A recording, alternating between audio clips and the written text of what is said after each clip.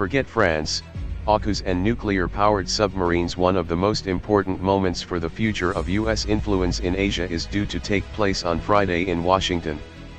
U.S. President Joe Biden is holding the first in-person meeting of the Quadrilateral Security Dialogue, better known as the Quad, an informal strategic forum of the United States, Australia, Japan, and India, all democratic countries with a vested interest in countering China's rise in Asia.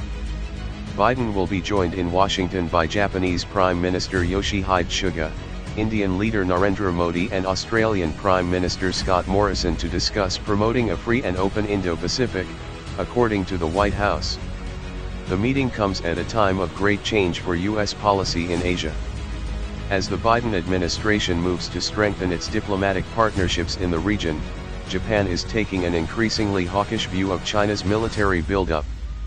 At the same time, Australia's Aukus defense pact with the US and the United Kingdom has solidified Washington's commitment to Asia while making some important Southeast Asian partners uneasy. At this critical point, what the Quad chooses to do next is more important than ever. Australian Strategic Policy Institute senior analyst Malcolm Davis said compared to its early roots under the George W. Bush administration, the Quad had evolved from a low-key political and economic dialogue to a very significant player in the Asia-Pacific region.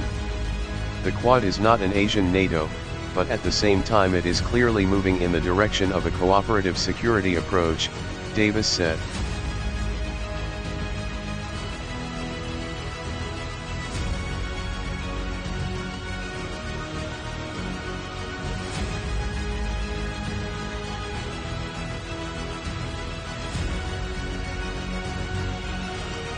Countering China.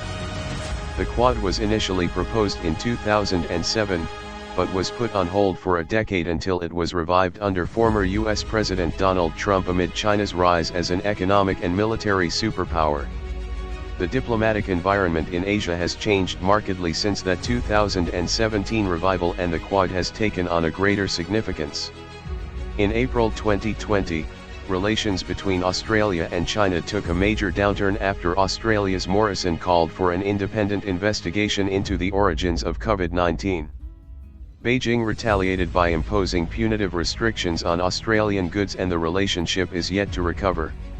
Meanwhile, ties between Washington and Beijing that deteriorated under Trump have faltered further under Biden as the U.S. solidifies its diplomatic partnerships in Asia with a view to containing China. The new American outreach was enthusiastically welcomed in Australia, and earlier this month the two governments joined the UK to announce Aukus, an agreement by which the three nations would exchange military information and technology to form a closer defense partnership in Asia.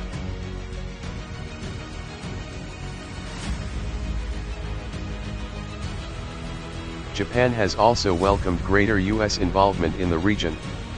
After attempting to pursue a warmer China policy in the early years of Chinese President Xi Jinping's time as leader, Japan has grown increasingly wary of Beijing over the past year.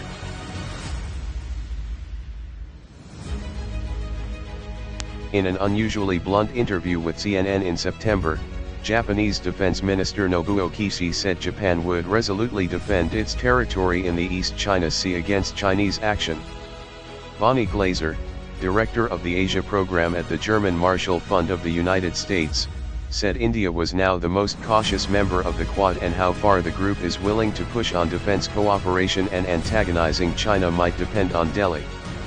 Following a border clash between India and China in mid-2020, which resulted in the deaths of at least 20 Indian soldiers, experts said Delhi has been reluctant to antagonize Beijing. But writing in the Journal of Indo-Pacific Affairs in early 2021, Amrita Jash, a research fellow at the Center for Land Warfare Studies in New Delhi, said India was still moving closer to the US militarily, including new and enhanced military exercises, arms purchases, and technology transfers.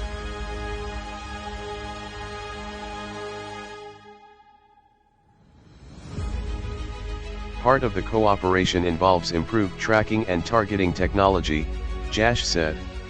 An imperative need for India to keep close watch on Chinese military movements along the Himalayan border and in mapping China's growing presence in the Indian Ocean, she added. Glazer said there was one other determinant in how far the Quad would be willing to go in opposing Beijing. Another factor is China's own behavior. The more willing China is to threaten other countries' interests, threaten economic coercion, the more countries will be willing to push back, she said.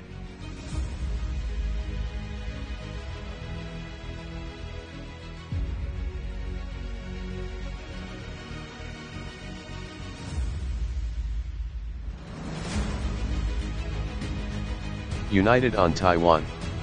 Taiwan is likely to be one of the key points up for discussion in Washington on Friday. Over the past year, Beijing has stepped up military activity around the island, which has been governed separately from mainland China since the end of a civil war more than 7 decades ago. The Chinese Communist Party views Taiwan, home to about 24 million people, as an inseparable part of its territory, despite having never controlled it. President Xi has also previously warned that Beijing would not rule out the use of force to reunite Taiwan with mainland China. Under Trump and now Biden, the US has strengthened its ties with Taiwan in recent years, agreeing to major arms sales and sending high-profile diplomats on visits to the island. Australia has regularly joined the US in voicing its support for Taiwan, and in July, Japan's Deputy Prime Minister, Taro Aso, said in a speech reported by local media that Tokyo should join forces with Washington to defend the island from any invasion. Then in August, for the first time, a meeting of senior officials from the Quad released a statement which stressed the importance of peace and security in the Taiwan Strait. Glazer said she believed the August statement could have preempted a reference to Taiwan in the meeting of the Quad leaders this week, which would be an unusually strong step by the Indian government. I think that will be quite a wake-up call for Beijing.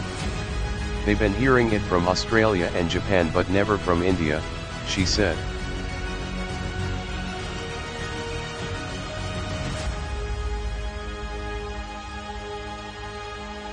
A united Quad could help deter any further aggression by the Chinese government toward Taiwan, according to Ben Scott, director of the Australia Security and the Rules-Based Order Project at Sydney's Lowy Institute. However, he said nuance would be important in any messaging to avoid a spiral into potential confrontation. There's always a risk of going too far and tipping into provocation, he said.